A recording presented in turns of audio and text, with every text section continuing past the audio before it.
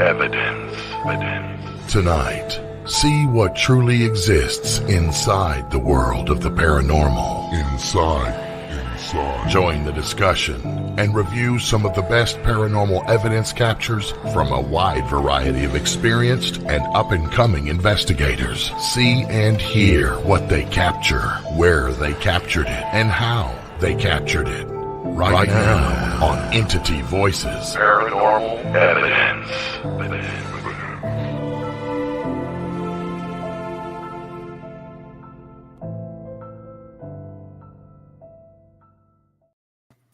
Hello, everybody, and welcome to Entity Voices Paranormal Evidence. I am Chris. I am Audra.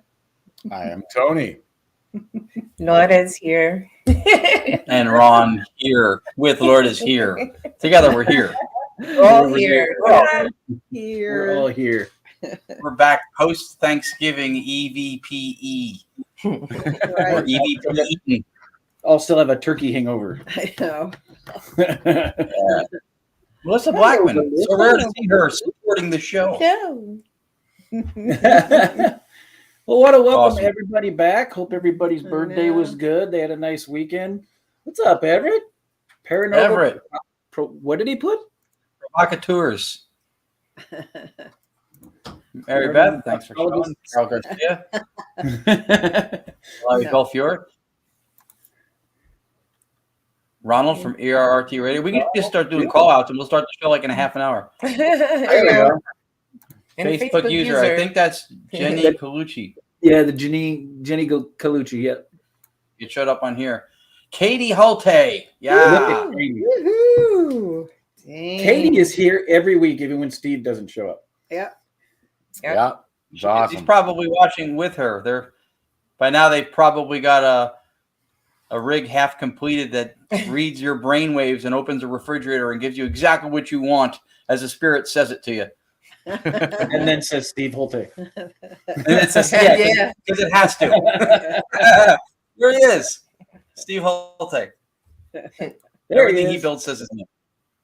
Good thing he doesn't make cars. I know, right? Well, I'd like to say that the EVPE cast had a good paranormal weekend, but we didn't do anything. We did. Decorated for Christmas. That We is a found good the spirit of weekend. Christmas. That's right. Darn it all. Nice. Nothing wrong with that. No. Nope. I think all of us kind of like sat a little bit more dormant than usual, right? I know, Tony, you were around with you had the windows and doors all boarded shut, and you were in the castle of Dr. Radio Stein. It was 3.5. I mean, I had 4 days off. It was 3.5.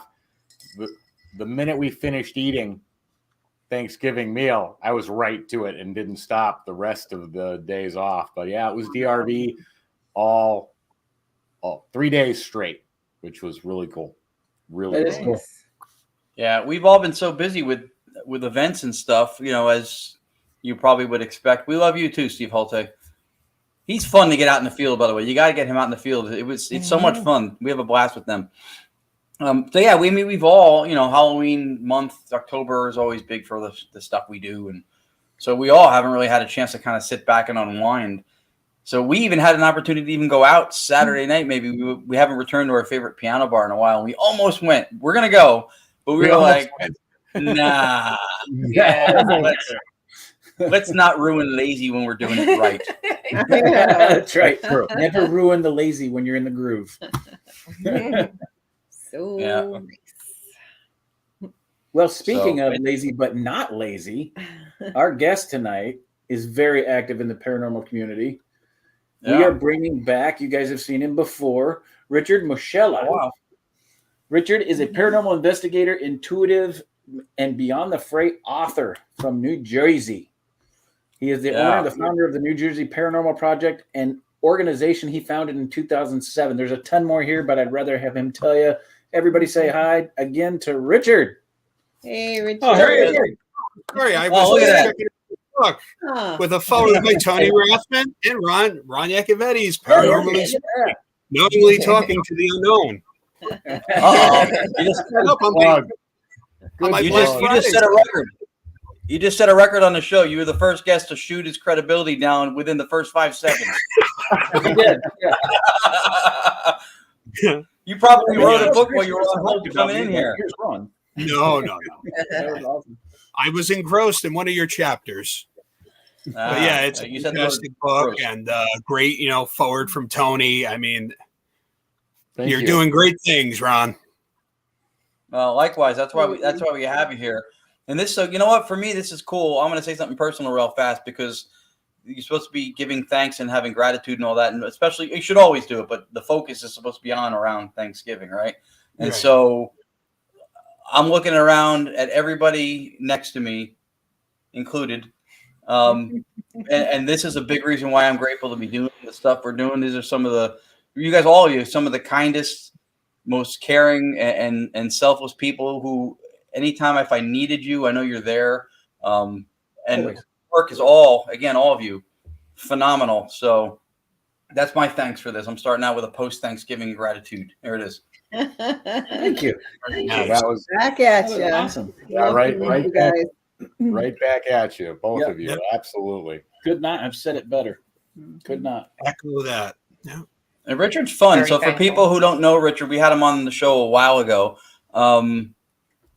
Not because we're friends with you and not because we've gotten a chance to work with you before, but I mean, you are to us the epitome of what somebody in the field should be, from the ethic of how you conduct your work to knowing when to pull back and have some fun and goof around, taking things seriously and knowing when not to take things seriously, respect and consideration for others, never trashing and bad mouthing anybody else, and keeping your circle strong and positive. That's you're a role model for people who want to do this, even if they don't do the same things you do, which we're going to talk about with your spirit art, which is phenomenal.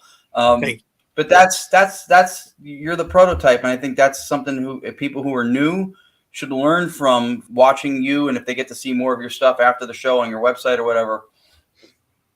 Well, I think that's very important, for everyone in this field. We need to work with one another. We need to share our theories instead of pushing people away. And, that's really what this whole thing is about. It's theories and ideas. And when we work with different people, we learn different techniques and different approaches. So we need to be open. We need to really express that power unity that everyone talks about. We need to hold up our end of the bargain for it. We need to, embrace working with new people and different people. And even if you don't agree with something that a person says, you need to listen to them.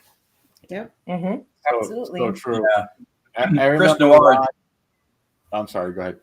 No, I was going to say Chris Noir joined the show too, and he's another example of somebody who's very supportive of the field, the people in it, and not just his own stuff. And that's another guy we really enjoy working with too. Yep.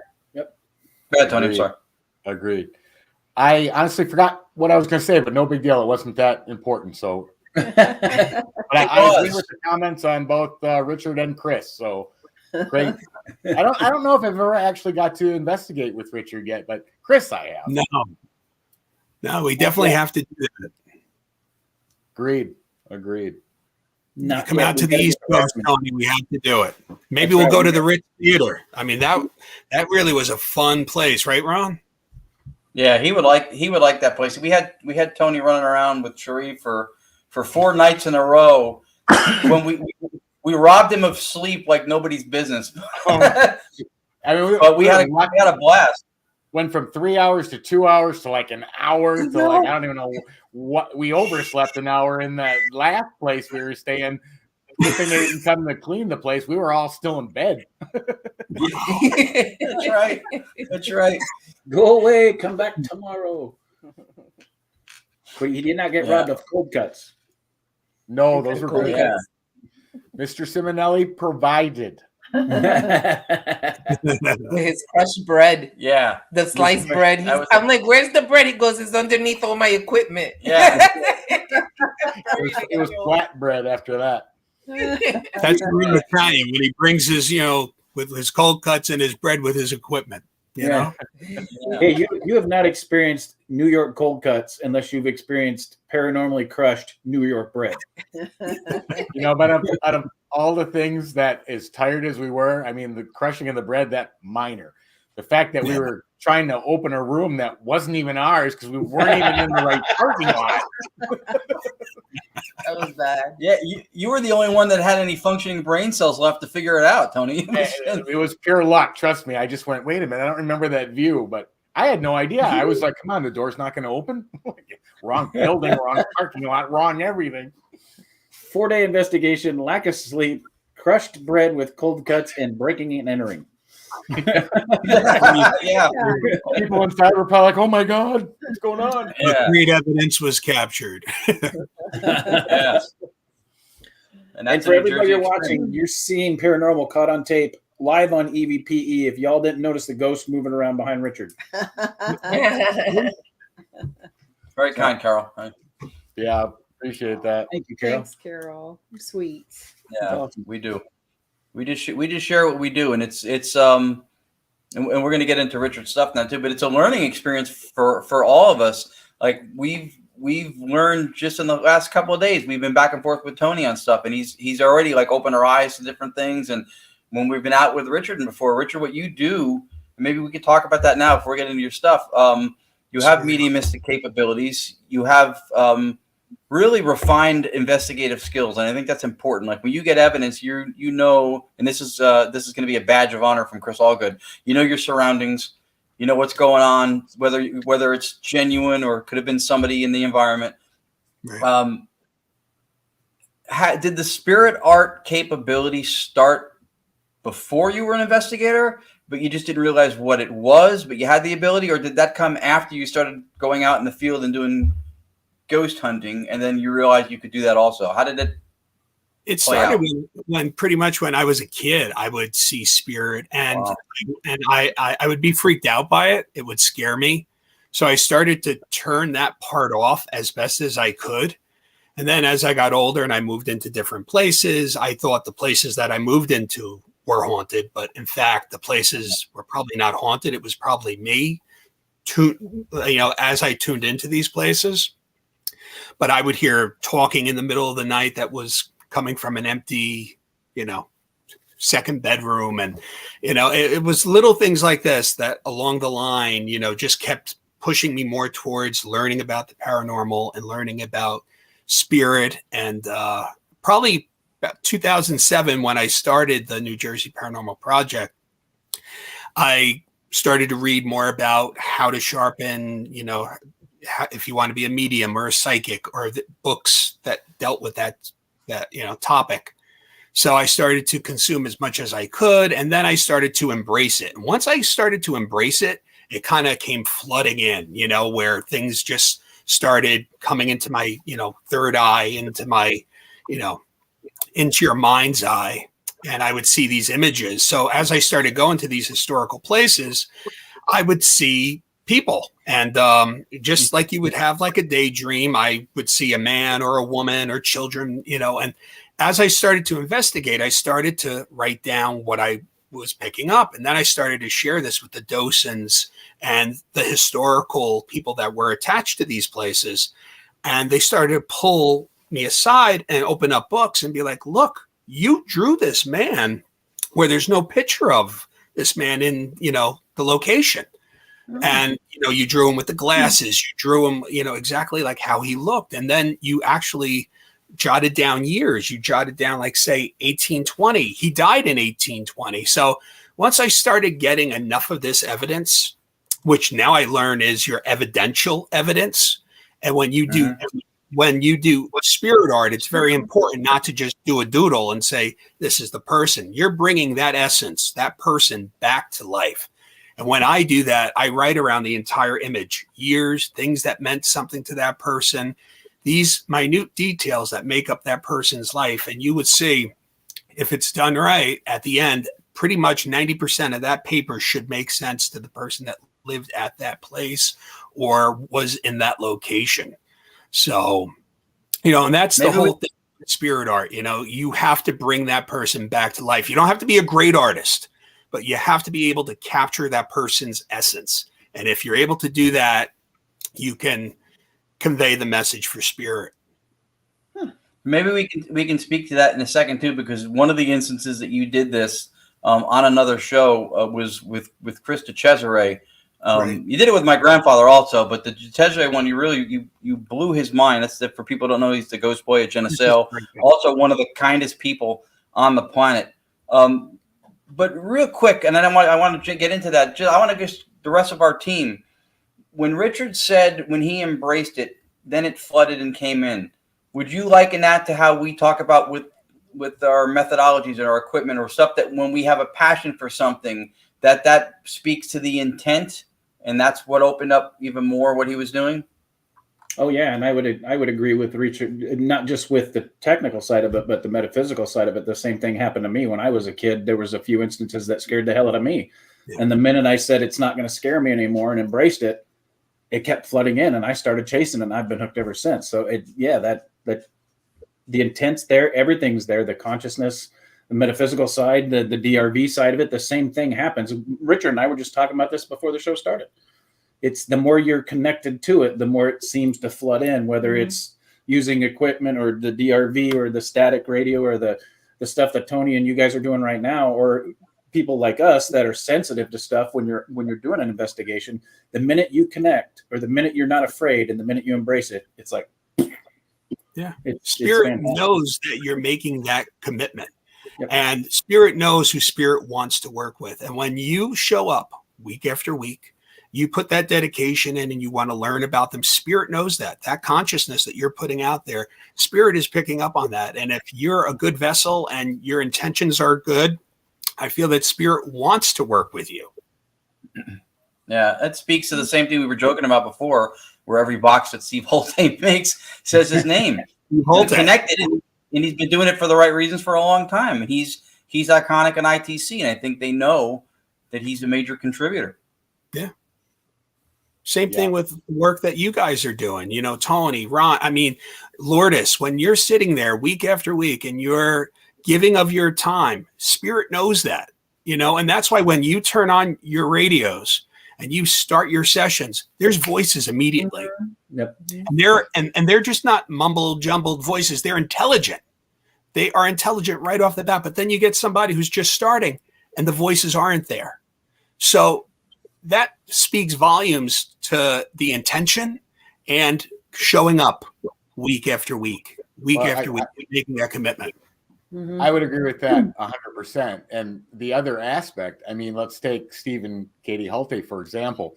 They build great boxes, but the reason their names come up through the boxes is because the other part is not only a great piece of equipment, but it's the actual user. Steve and Katie have been doing this for a long time. I mean, I've heard Steve's name come through boxes Ron's purchased, and his name would pop up. We'd be in, didn't matter what location. He'd turn the box to Steve Holte. Where's Holte? You know, it's just, but it is that energy of the operator as well that becomes part of the connection and the communication.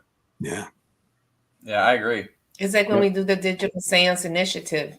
It really depends on the group that we have and the communication that we get, because sometimes we have like the two groups. We have the whole group, and then as the night dwindles down and everybody leaves, and you have that smaller group, and we tend to get more voices when it's the smaller group, the ones that stick it out and they want to stay and they want to communicate, and we tend to get more voices then. Richard, you know, she's speaking to you. Even the last time at Pine Bush, that was what happened. We did 2 sittings. The second sitting was slightly thinner as the amount of people compared to the first sitting. And that was when like the responses in real time were coming through, naming people and answering questions. It was ridiculous. Yeah, because we got voices in the first group, but that second session was crazy. Different. Yeah. You know, and I think it's also with the subject matter. That second session, if I remember it right, there was a woman who was asking for, I think, her father to come through, and it was more sentimental. And I feel that might have even helped that second session, was because it was not just people trying to do some parlor tricks to try to get them to repeat something. You know, they were trying to communicate with a loved one, you know, and I think that second session was just phenomenal. Two great points, by the way. Katie Holte mentioned. Go ahead, Tony. No, you can finish. I was just saying, Katie Holte mentioned a really good point about she cracked up, but that the operator and the builder and being part of the same thing, having a role, she agreed with. And then Melissa Blackman just mentioned what we've been talking about still was when you started doing direct radio, and then I got the message asking if you were my friend, and then afterwards you said your stuff has taken off. And I think we were talking about this yesterday. I think that ours has also elevated now too, because I think the same way they look to me to say, hey, is this guy okay? I think now that they know what he's about, I think now we gained a little cred from bringing somebody good in. And then now it's kind of like, we've emboldened the circle. Yeah. Mm-hmm. And that also speaks to how spirit wants to work with you. Not only are we trying to reach, out and talk to spirit, they want to talk to us, and you're seeing this as you have these sessions, the responses that are coming back. It's like a team of people on the other side are trying to use their devices to commune with us. Right. Yeah. We can help you. I'm sorry, Tony, go ahead. You guys were talking about as the group thinned and you did first session, second session, just out of curiosity, were any of those people in the first session, did they sit through the second session? And were they possibly the people that were left at the end when you said the energy changed? My thought process is just their interest was piqued. They had an interest in it already. And I just think as you weed out those that are like, whatever, that energy level raises to the point where your communication is going to grow by the energy of the people remaining. Like it's more pure. Right. Yep. I would absolutely. I would touch your nose, Tony, if I could. I'm trying. But I think you hit it on the nose. I think also it's that people are just there, just let me see what happens. I see it, but they just want to. Mm-hmm. It's not, the intent isn't really there. Right, but the ones that really believe and want to really communicate and be a part of it, that's when we get the most communication. Yeah, and you nailed it, Tony, too. We didn't have two different sittings that were Group A and Group B. No. It was Group A, and Group B was everybody from A who stayed. But I also think we had Richard, we had William Helms, and I think people like that, when you bring the right energy and the right intent behind the stuff, and it can't help but I think embolden it. Right. And the lady's name was Cindy, and she got her name. She's the one who got an answer that it was complicated in the afterlife. She got a lot of responses back. Right, because in the first, when she was in the big group, the group that everyone was together, and she did get her father in that session. Yeah. But then once the people left and the ones that were really interested stayed, that's when it really got interesting. And when she was asking questions, she was getting intelligent responses. So, yeah. Brad Cooney. What's up, Brad? From the House in Between. Yes. So if you haven't seen the House in Between films, we urge you to do it. Brad Cooney and John Bullard, two of the guys who the main fixtures, along with Steve Gonzalez in the film. Really, really cool people. We had a nice conversation with them this weekend. And yeah, we're gonna go spend, I think, a weekend down in the house. That's awesome. Direct radio for the whole weekend. Yeah, we got to set it up. Yeah, two good films. But when you talk to Brad and John, and you realize the kind of people who that house is in the hands of regularly. And I've said this on other occasions with historical occasions, Chris and Audra, with the places you guys control in North Carolina, Tony, we in the hospital, which I wish you still did. Me too. When those places are in the hands of people who have the right intent for the field and know what the experience should be, they get cared for the right way. And their best interest is for the owner, Alice. Like they take good care of her. That's the reason why they do. Yeah, we had a fantastic conversation. They're really, really cool people. So, Richard, I know some of the evidence you produced, and we're gonna get to tonight. But sure.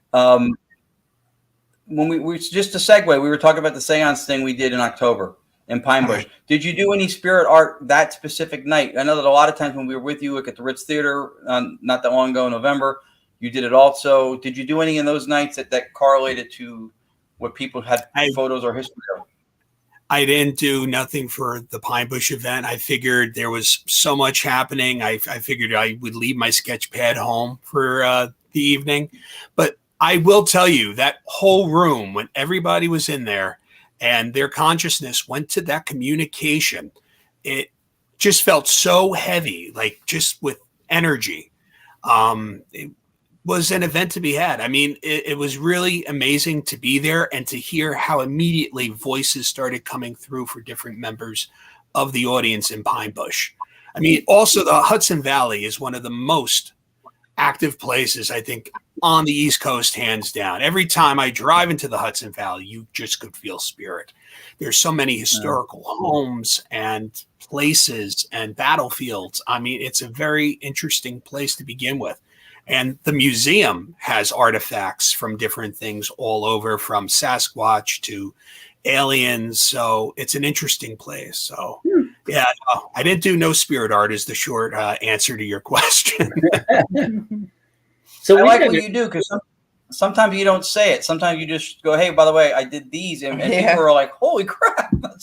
Well, that's what I did for the Ritz. I knew that we were going and there were going to be mediums there, you know, very advanced, so I don't want to get in any medium's way.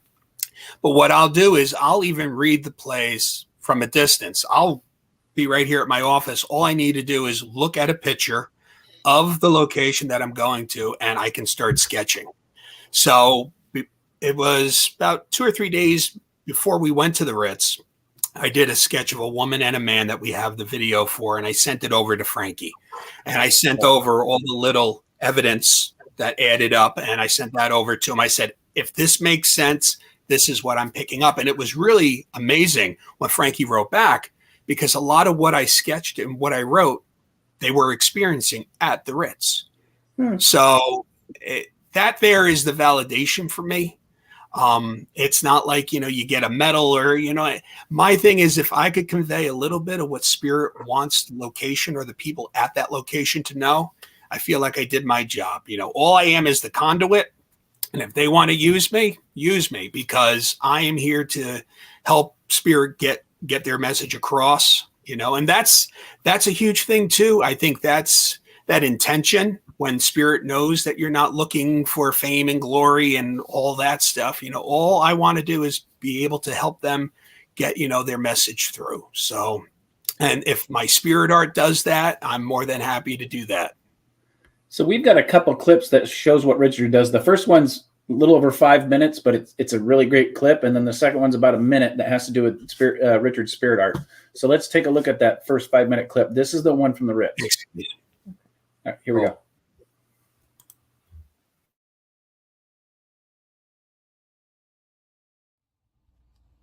Hey everybody, it's Frankie from Parasite Investigations. Just coming to you to talk a little bit about, real quick, Rich Moschella and experience we had with Rich at the Haunted Ritz Theater for our VIP night on November 12th. Prior to the event, Rich sent me two drawings of a female and a male. The female he drew was somebody who had been very erratic with her emotions and her feelings. She was very distraught, felt like she was wronged. He even said that she possibly may have committed suicide. This kind of falls in line with some of the research that we are finding with the Haunted Ritz Theater and some of the participants that are spirits in the theater. We do quite often get a female who is often looking for help. She will communicate that through like spirit box communications.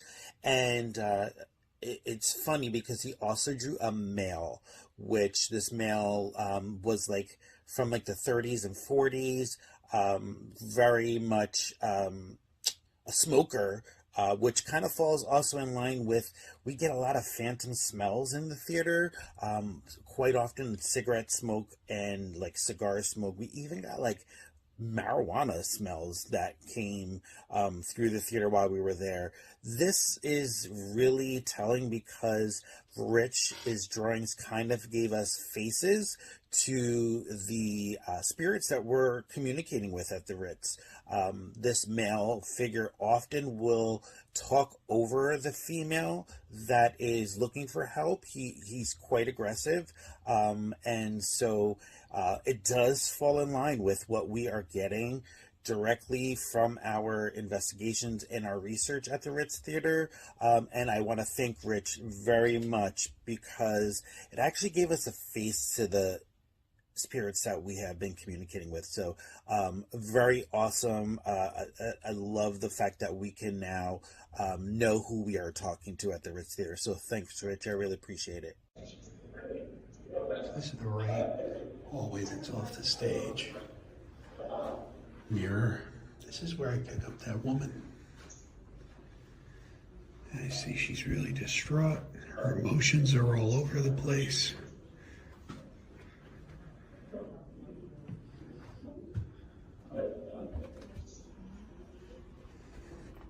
She's crying, she's upset.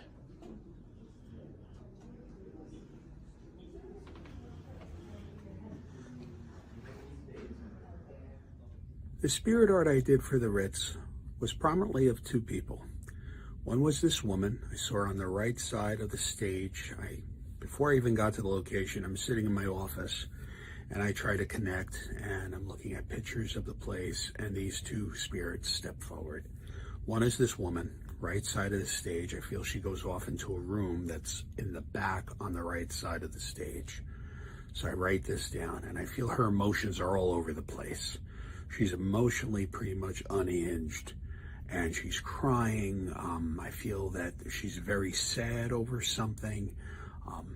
If I had to read more into what she's sad about, I feel like there's something that was promised to her that just didn't happen, possibly a love affair that was, she thought, going a certain way and it didn't pan out that way. But I feel she's really upset. And she's on that side of the stage, and I feel that you might hear whimpering, you might hear crying, you might feel uneasy, but she's on that side of the stage, and I did her sketch. Second one was of a man with like a 40s kind of scully on his head. I feel that he would be associated with smoke. If you smell smoke in the theater, and I feel he's not as pleasant to deal with as the woman. Not evil, not trying to harm anybody, but I feel that he would be more standoffish. But when he's around, I feel that smoke would be smelled when this male presence is there. And he's standoffish, he's very observant, he watches a lot of stuff happen. And he is associated with smoke. You smell smoke, this man's there.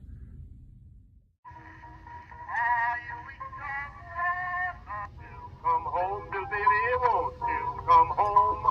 She moans the whole day long. I'll do the cooking, darling, I'll pay the rent.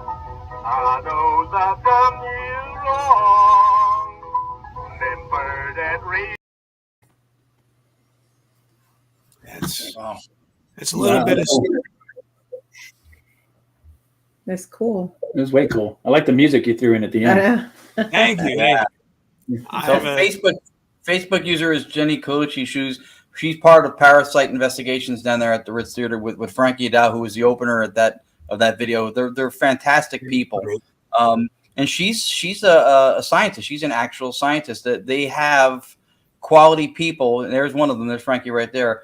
They have quality people who are in charge of that Ritz Theater and running it, and they treat you the way, and probably beyond the way you would want to be treated. And not like a celebrity, but just as someone who's respected and welcomed.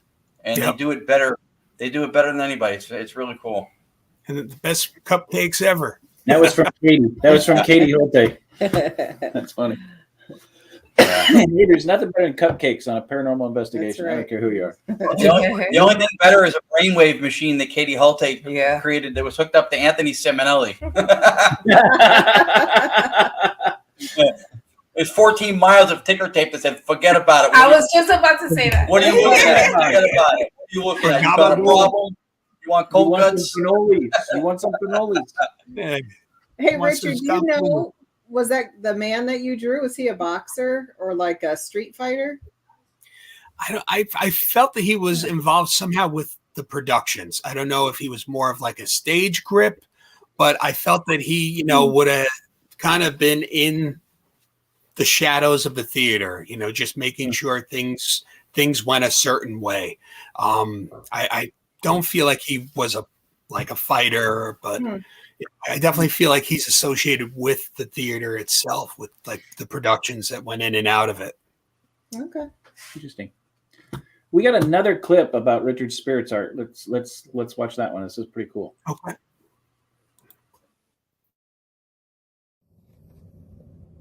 Hi, my name is Grace Morales, and I'm here to just say a little bit about Rich and his spirit art. The portrait that I'm showing is a picture that he drew for me of my father.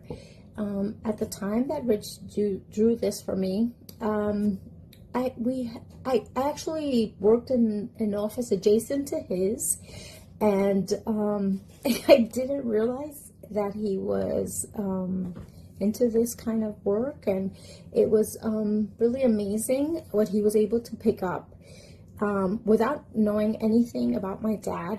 And honest to goodness, it really had a profound effect on me, and it's just amazing. What he does is amazing.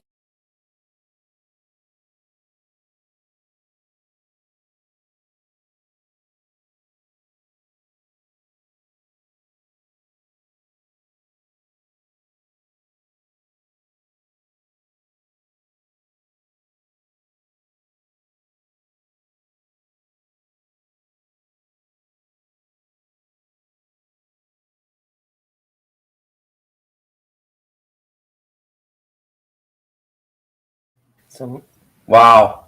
Examples. Down to some of the smallest details, even the little bit of the goatee, the little triangle on top, that was even there. That's See, and then I saw the image and I could have censored it, because I'm like, that might just be something that could make it or break it. But I'm like, if they're coming through and I'm seeing that, I'm going to include it on the picture.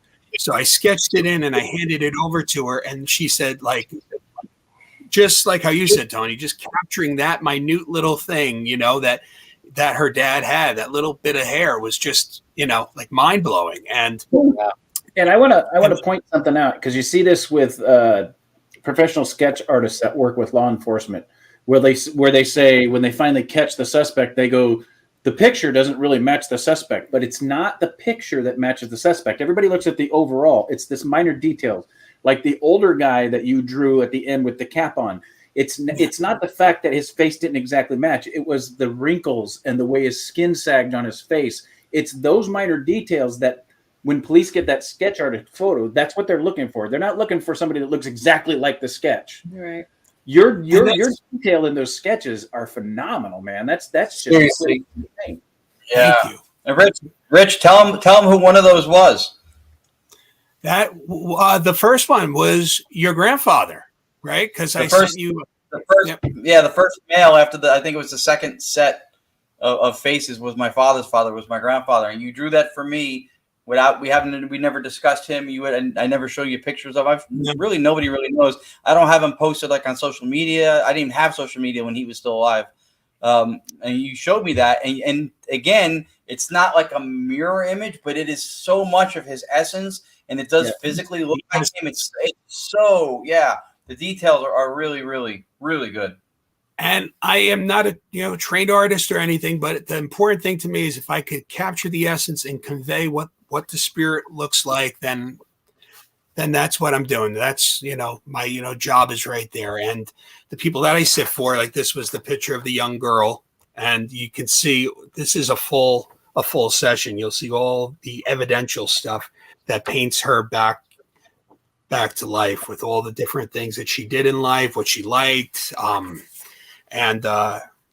It's just when you could hand that over to the sitter and, at least half of it or all of it makes sense. That is amazing. Just to give them that validation. And it doesn't help with grief. Grief doesn't go away, but maybe it makes it a little less heavy for that person and gives them a little bit more of an understanding that there is a continuity to life. And I think overall, that's why we're all doing this. Is just to show that this is not the end. There is a next phase to where we go once we leave behind our mortal bodies. it's way beyond the physical. Right. No. Well, and you hit it right on the nose, Richard, when you said it's not the end. It's the confirmation that the soul and the person that they loved and adored has continued on is what makes them feel good. It's not the fact that, hey, they're never going to come back. I'm never going to. They still have that remorse, and they still have those sad feelings for that. But at least there's some good feelings knowing that they still continued on and they can still communicate and they're still who they are. That's the part that gives them the closure. Yeah. They're still there. They're still there to see our Christmases. They're still there to see our celebrations, our weddings, our anniversaries. They're not there physically, but when and you're doing this kind of work too, and you're getting these intelligent responses from loved ones that are across the veil, that are recognizing these important events that happened in that person's life that's sitting in that audience, they walk out of there knowing that Dad is still around. His energy is still around. It didn't die with his body. And the work that, the work is amazing when you could, give somebody that little bit of evidence that could change the way that they're dealing with their grief. You give them some sense of relief that they're okay. Yeah. Just like Bocce, Yeah. Yeah. Moschella Bocce set the precedent for what the higher calling is. I did it. I think it's in my second book. One of the chapters was I called it Bereave It or Not. ITC has a higher calling, and that's because he really helped so many people who were bereaved parents who'd lost children, and he did it for nonprofit. He didn't profit from doing it, but he helped a lot of people. And when we started taking this out on the road, doing these digital seance things, that was the first thing we found out was we were getting messages and people reaching out within the next day or two saying, "I heard the voice of this one. My uncle, my cousin, my brother-in-law, whatever." Came through. Here's his name saying his voice, whatever. And so that was like, all right, this is why we want to continue doing this and taking it out there. Hey, Anthony. There's Anthony Seminelli. But it's because we started for the research. We wanted to know. But as we were doing our research and went into these events and started noticing we were reaching people's loved ones and how it affected them in a positive way, we like, wait a minute. Mm-hmm. This is the reason why we need to continue doing this. This is the reason why we were blessed to do this, is to help others. So, yeah, absolutely. Yeah. It's a beautiful thing you're doing, Richard. Read back. Cool. And Richard, real quick, was it right before you were a guest on Chris DeCesare's podcast that he was doing for a while that you sent him something of one of his loved ones, and it was one of the more spot on ones I've seen you do, and he was just enamored. It was his grandmother. Yeah. Okay, that was it. Yeah, it was in the back and forth talking as we were getting ready to do the show. And I started sketching and I said, before, we go on, the air, I just want to send this to you. If this makes sense, great. If not, I'm sorry, and I sent it over to him and, you could see like it really, hit home. And he's like, wow. And I was honored that he even included that segment on his show. Because Chris is a fantastic guy, and just even to be invited on his show was a huge honor, and to have him talk about my spirit art on there was amazing. So that's cool. Yeah, he's a nice person. Okay, so now let's get into some of Richard's evidence. We've got Ritz Theater REM Pod session. This is about a 4.5 minute clip, but it's a pretty phenomenal one. So let's take a look.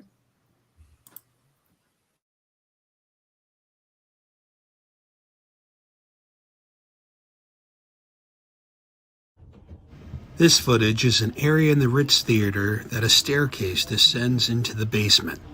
This is where props are stored for production use.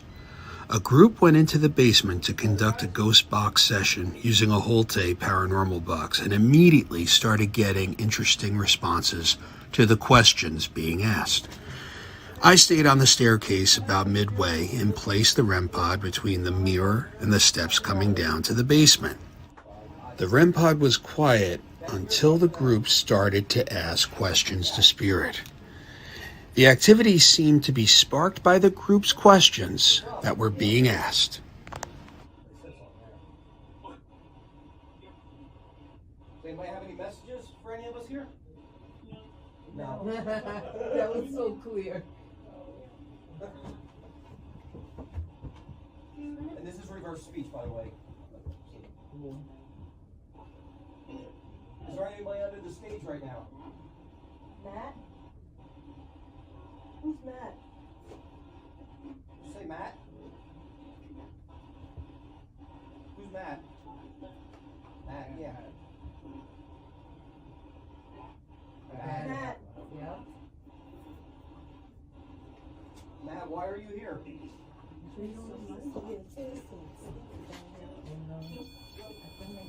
Thank you. Can you walk away from the REM pod, please? Make it go off. Thank you. Appreciate that. You want us to help you in some way? Is there a way we can help you? Do you want to move on or something? I don't know if we can do that. Thank you. Try.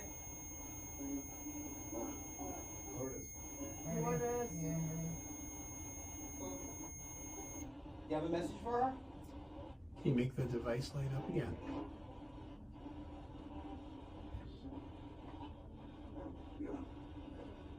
That was weird sounding. Yeah.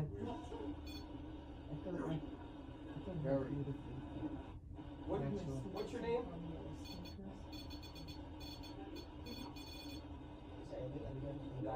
REM pod's going crazy at the top of the stairs. Do you say whacker?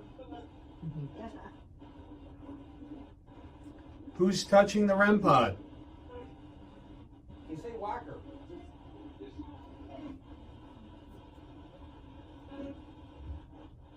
Is the whacker touching the REM pod?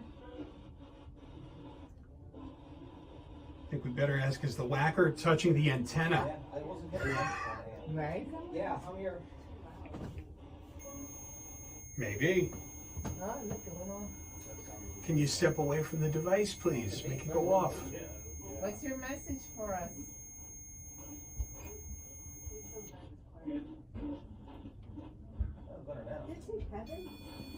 Thank you. Who's touching the REM pod? Please step away from the device. Yeah. Thank you. I heard it. And intelligently, it's stopping and going. Who touched the REM pod? What's the password? Let's say the password. Is that what it said? I thought it said what's in the message, but Can you touch that red light? Can you guys say whacker? Ask one last time.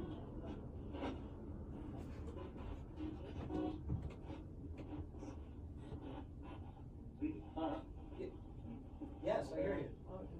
Go back. Back upstairs. Back on. Oh, it is. All right. Thank you. Are you able to move it? Get a better reception. Okay, you can walk away from it. All right, guys, we're gonna shut off for now. We're gonna turn back on in a little bit. All right. Thank you for your communication. That was cool. Fun. Yeah, that was great. I just want to know what kind of EVPs you guys got after Whacker. Yeah, so Rich, you have to explain that one because I think Intuitive April was with us and she picked up on somebody that she said was known for, as a French would say, regularly performing in menage a moi. Okay, now the Ritz Theater was built in the 1820s, okay? But there's a little period where it might have fell on hard times in the 1970s and it became an adult movie theater. So we can let the people that are listening to this kind of just imagine what the whacker is. So Whacker would have been just about anybody that bought a ticket. Yep. Yeah. Someone she picked up on someone, going around the theater doing that. Yeah. And she made me laugh. She was like, I couldn't understand. She was like, I couldn't understand why my hand kept going like this. Yeah. It was because it was so with that evidence. It was just like, oh my God, this is amazing. Hey, it was a theater. He was sharing his performance. Real quick, not to interrupt. I'm just going to step away for a second. Shree's ill and not feeling well in that. I'll be right back. I hear her moaning. I just want to go check on her. So I'll be back. You got it, Tony. And I will take that opportunity to let you guys know in about 6 minutes, UNX is going to switch over to their new audio program, but we're going to continue on. We've got about 3 more clips for Richard and his shameless plugs before we go. So stick around so we can finish up and you can see the rest of what Richard has to show us. Thanks. Yeah, you can hear in that clip too. You could hear Steve Hulte was running the Tesla box that Katie made, and it was working really well down there. And he was asking for the whacker. He kept that saying, was his name. He was asking. Yeah, it was really funny. You didn't say Steve Hulte did it. That's so funny. Yeah, that was great. He has it if you listen to him do a session. It's funny because I think one of the things that works for him so well is when you listen to him, he doesn't sound like he's doing an interview or an interrogation. He sounds like a guy who's just chatting you up. He's just, it's so genuine. The way he talks to spirit, it's not put on. It's not very formal Q&A. It's really natural. And I think every time I hear it, that's got to have something to do with his success in it, because it just sounds, when somebody seems genuine, you're more drawn to talk to them, or you might be more intrigued to engage with them when they don't seem like they're putting on airs or something. And it's so grounded. We've said it 1,000 times on the show. These are just people without their meat suit, right? Or as Ron would refer to their meat pajamas. I mean, how would you want to be talked to? You get some people that barge into places and they start demanding, when, did you die? And, if somebody barged into your house, you'd be like, what? How many people are coming there day after day and asking those, questions? Or maybe they're doing it aggressively and throwing out threats. Well, if you don't tell me, well, who are we to tell spirit? You need to talk to us. If you don't want to talk to me, that's fine. I'll leave. I'll go home. But if spirit is making that effort, we need to meet them at least halfway and talk to them just like they were human beings. We don't need to go into a place with aggression and demand that they talk to us. Well, people have to remember too, if we take consciousness and free will with us when we go, we also take the attitude. So you give us attitude, we're going to give it right back, right? Yeah. Yep. All right. So let's jump into Richard's next piece. We've got Door Opening by Itself. And I love this clip because at the end, there's another portion to the clip that shows something that situational awareness is fantastic in this one. My father-in-law, he passed away. So this is probably now going on a year that he's been passed. So this stuff all started happening just a few months ago as our family's been wondering if he's okay. So this kind of leads into these clips. I actually feel it's him letting us know that he's around us. So, and there's something I want to point out about that door after this clip too. So here we go. Okay. Received a call at work from my wife, was a little startled by hearing our front door open and shut. You can see it's a heavy metal door with a heavy glass pane. There's no breeze. What opened the door? You can hear the door open and then shut.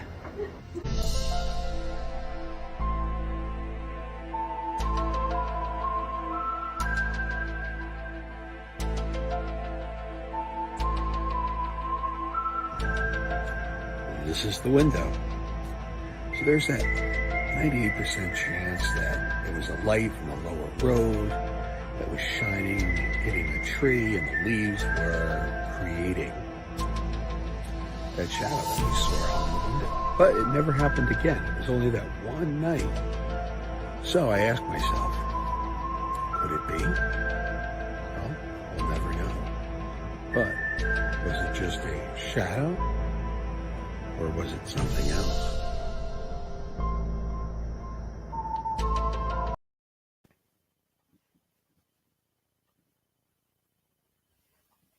Hi.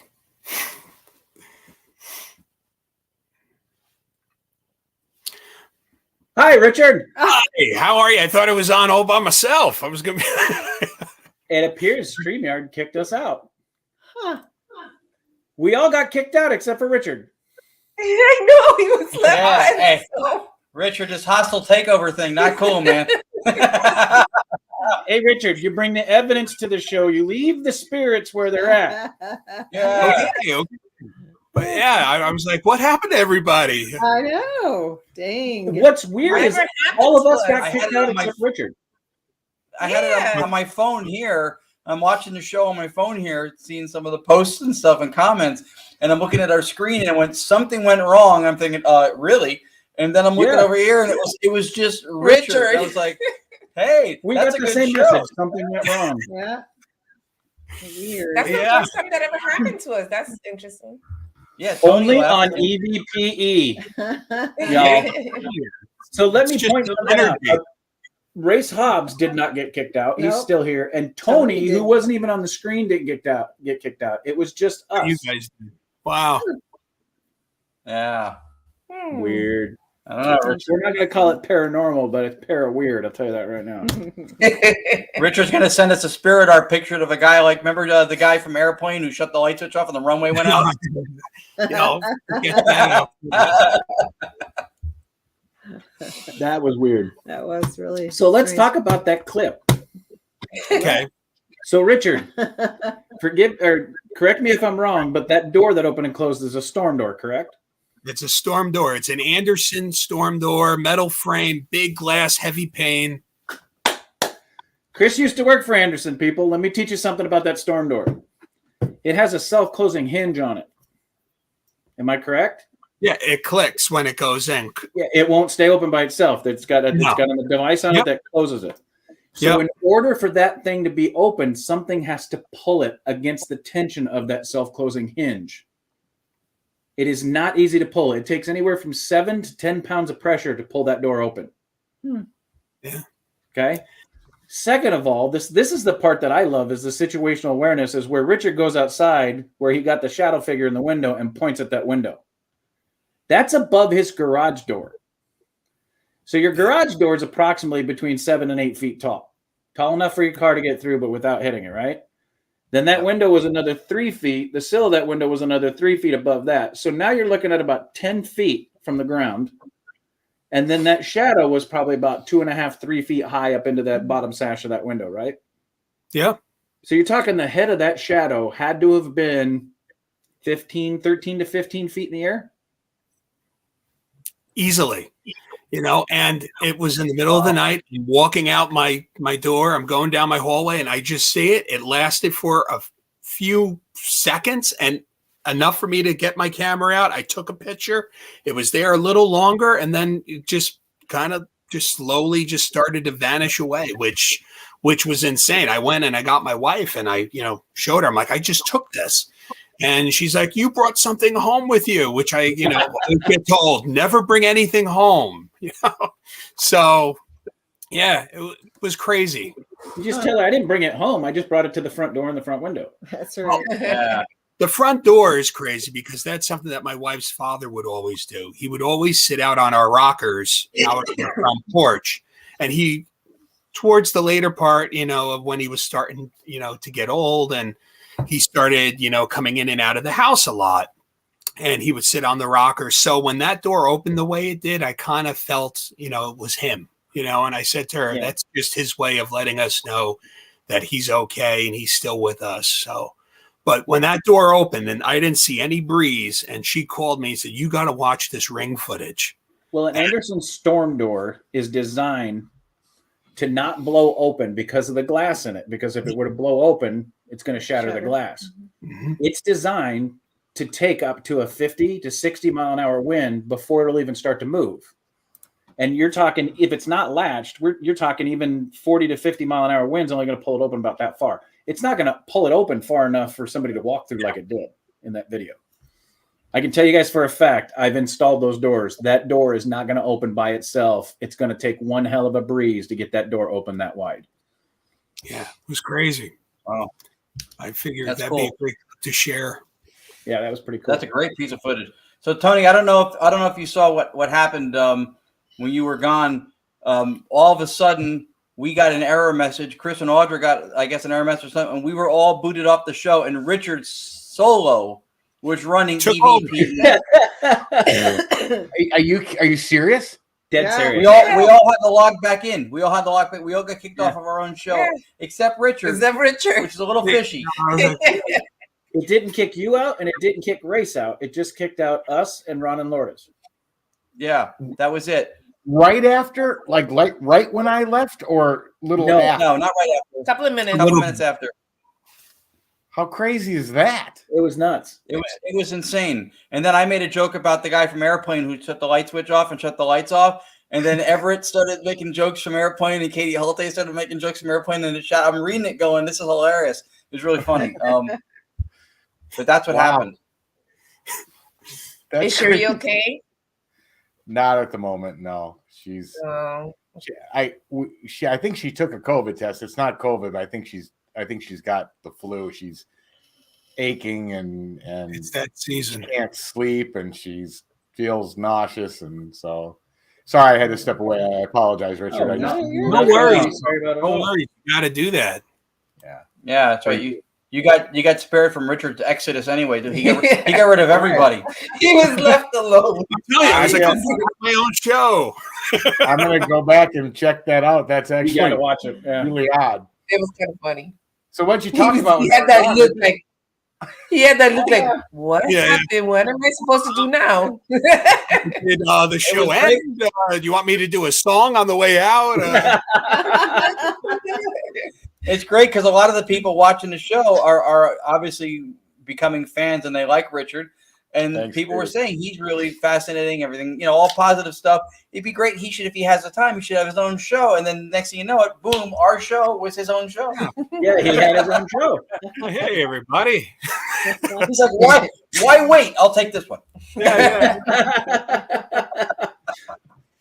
Richard's spirits hijacked EVPE. I'm just not live here, people.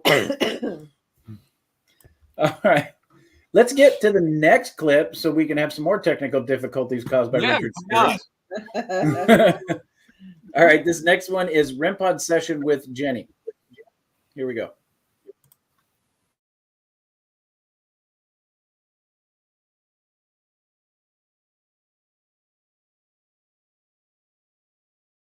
Okay. Can you do it one more time? I got video running. Thank you. Now, can you step away from it, please? Okay. Can you walk up to it when I count to 3? 1, 2, 3. Please touch it.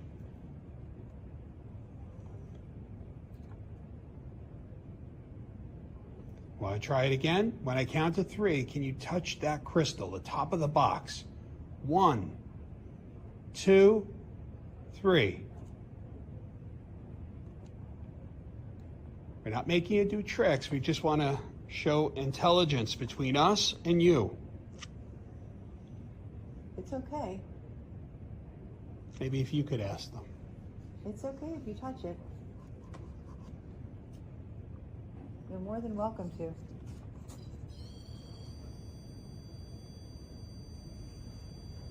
Thank you. Thank you. We really appreciate that. We enjoy the lights as well. Feel free. If you like us being here tonight, can you make that device go off?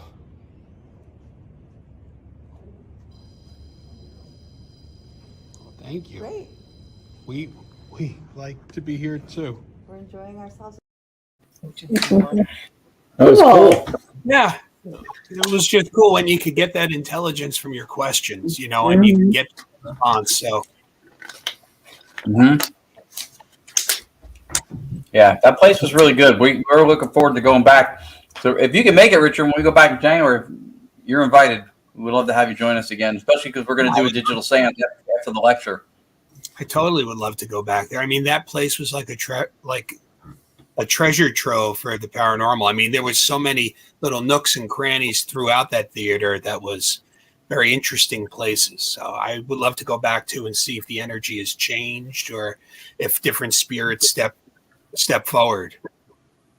It makes sense that they responded well to her because probably know her better from Jenny's, investigating she's there. there. Yeah. That's what I felt a nudge. Like, let me ask her to ask them to make the record go off. So yeah, Katie said the blue room was fun. That was the room upstairs near the stage area. Yeah, that was crazy. That session was hilarious. The stuff that was coming through. I forget what they ran the chaos box in another one. It was insane, and yeah, it was funny. The whacker was just the beginning of that. Tales from that room. Craziness. Yeah. The Holtes and April, Lourdes, Ron, myself, we were all in there, and Anthony. I think we walked out of there with tears in our eyes. That's how much we were in that session. It was good. Yeah. So Anthony submitted too. We had a couple people ask about the door opening by itself again. Let's go ahead and replay that because that's when we had the technical difficulties. I don't know if the audience got to see the whole thing or not. I don't think Tony saw it. Hopefully. What's that? I don't think Tony saw that either. I think that was Let's go ahead and play that again, especially now that I've given you the size and the way that door opens and what it's designed to do. And then hopefully you guys didn't miss any of it during the technical difficulties. Hopefully they don't do it again. All right, here we go.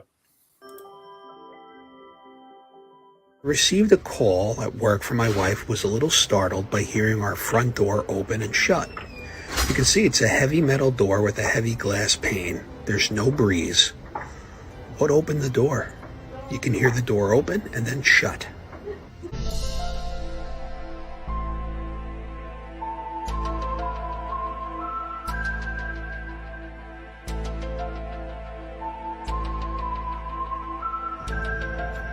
This is the window.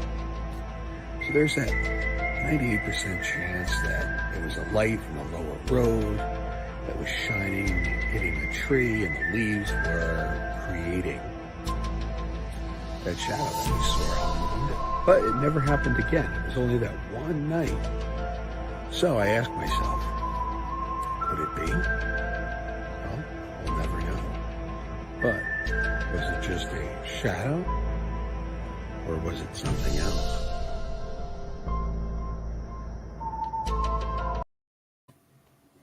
That was cool.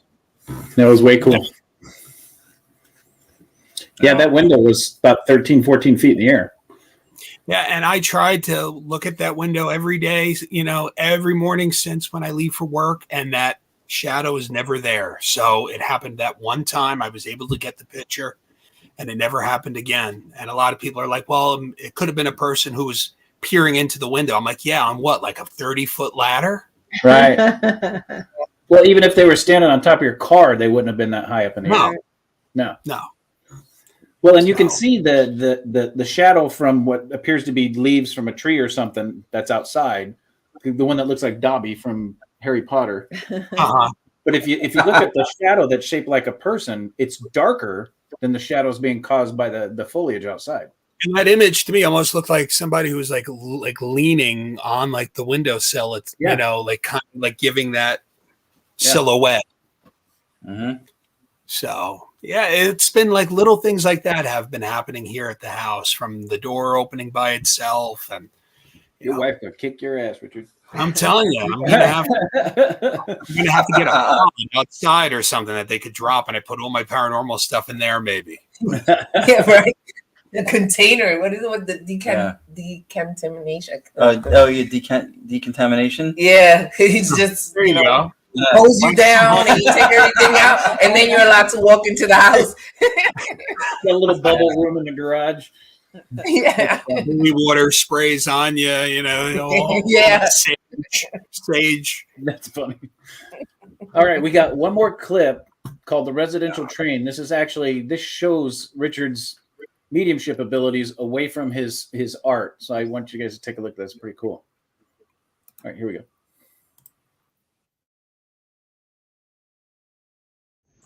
Here we go. We're initially when I Paul, when I was reading into this place, the left side of this property really drew me in. So I want to see what's going on here. So we have the family joining us. Do you guys know if there's water? There is a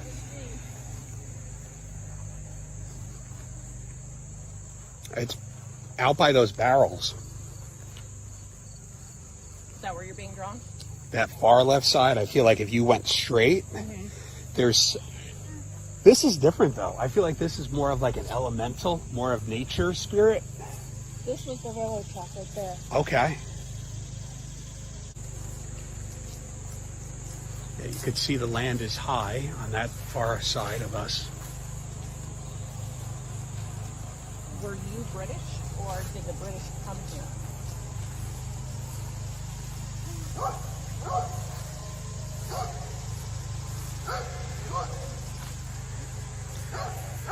Now, do you guys get any feels from this side of the property or see anything on this side of the property?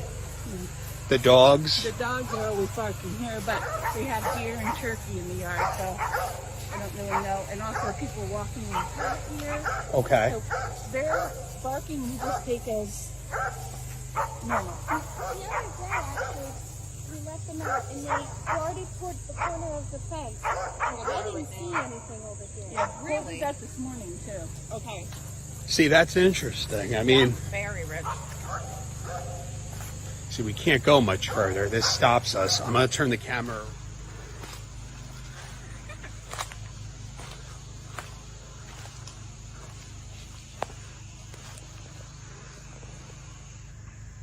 On the left side of the property. Okay, Rich.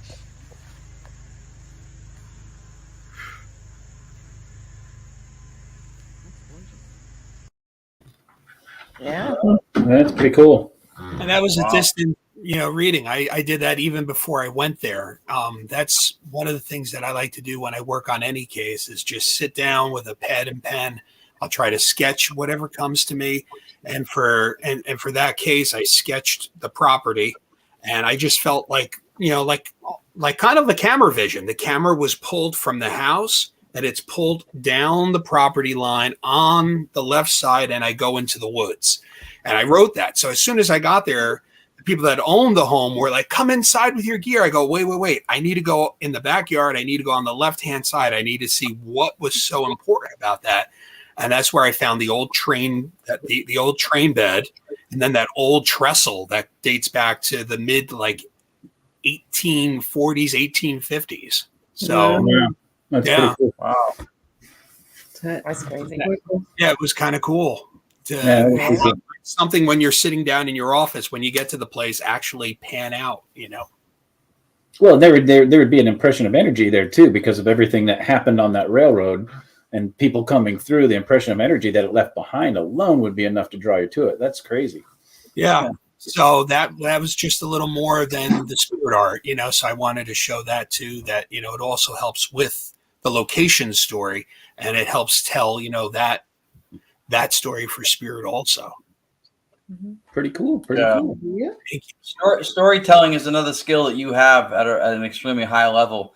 Every time you encapsulate an event or an investigation, and you put together little video packages and stuff too, the everything from the narrative to the imagery and video you choose to do is really, you're a natural documentarian in how you do it.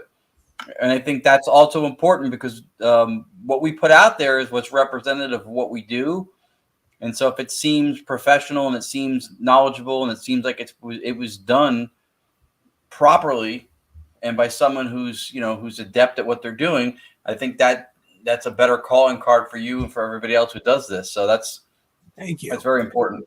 Well, I feel the narrative is very, important that we need to capture. We just can't throw all this footage into something and put it out there. I want the people who sit down to experience, the beginning of the investigation to the end and have all that information in between, and make them feel like they're a part of it. So through all our work, that's what I try to document and show. And also to tell the story of these amazing places that we get the chance to investigate and different spirits that we have the opportunity of conveying messages for, and through the digital seance and through all our endeavors. I think it's very important that we share that story. And ultimately, by sharing that, we are putting proof out there of the continuity of life. Agreed. Yeah, I agree. All right, Richard. Now's your chance. Shameless plugs. Where you going? Where you been? Where can people find you? Where am I going? Where have I been? You can find me on all the social medias. I'm on Facebook, TikTok. I don't do dancing, but there's paranormal clips on TikTok. There's Instagram. You can buy all my books on Amazon. You can buy Ron's books on Amazon. That's this hand. You can buy Ron's books on Amazon.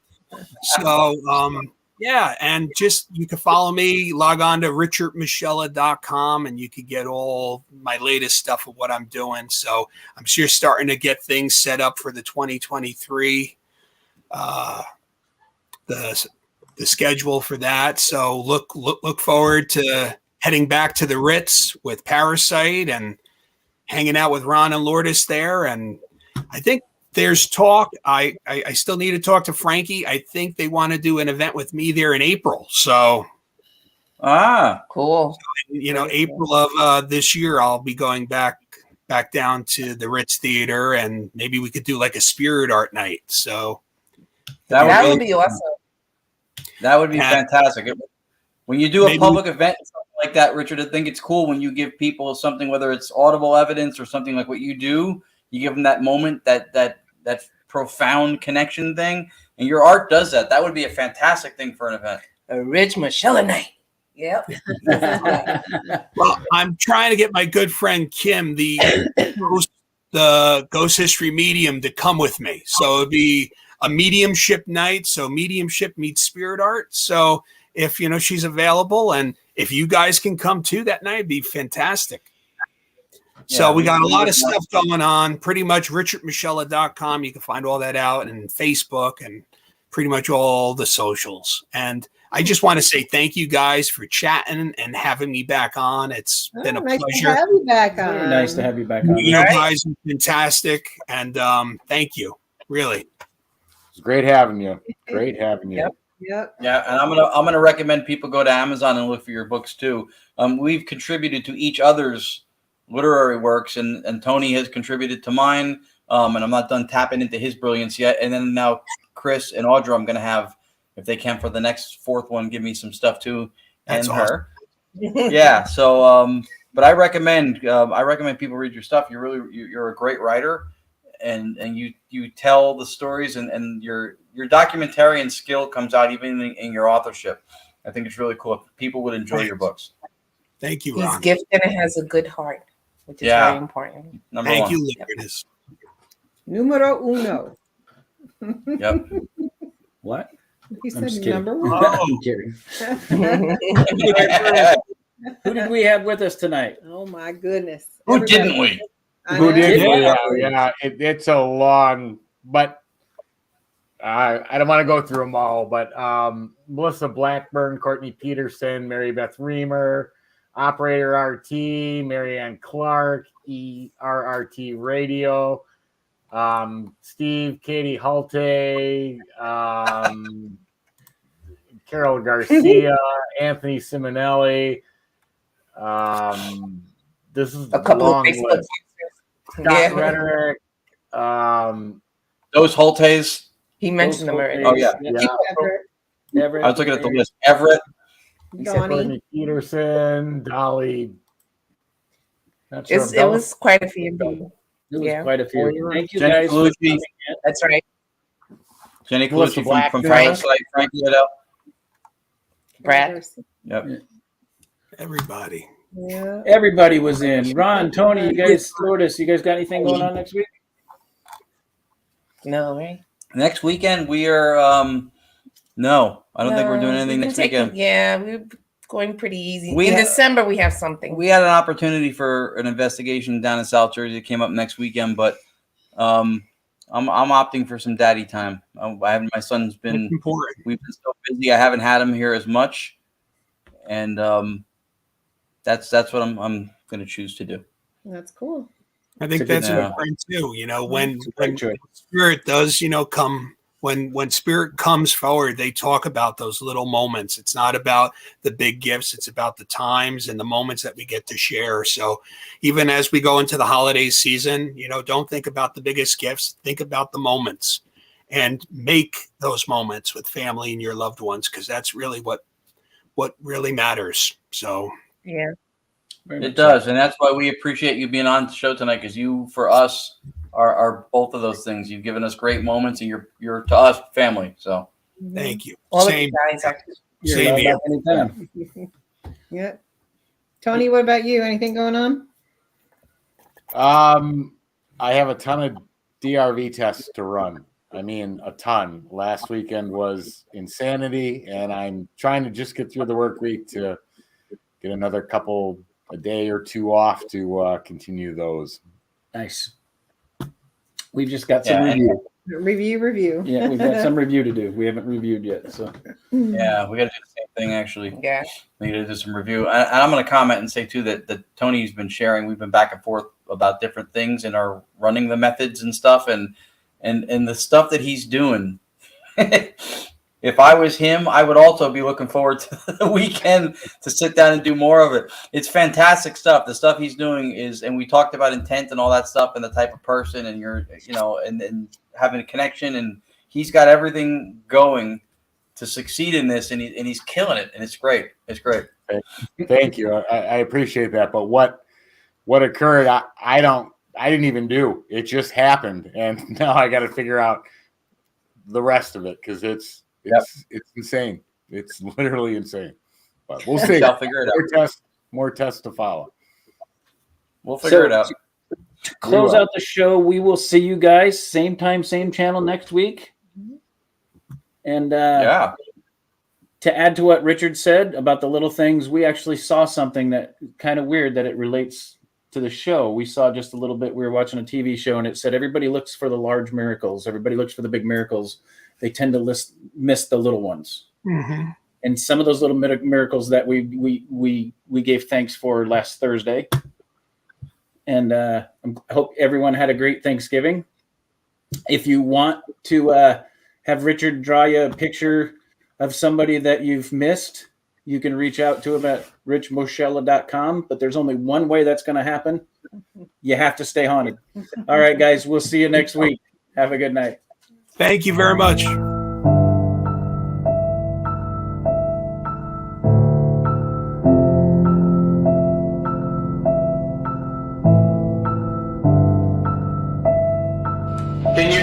Can you give me a name? What's your name?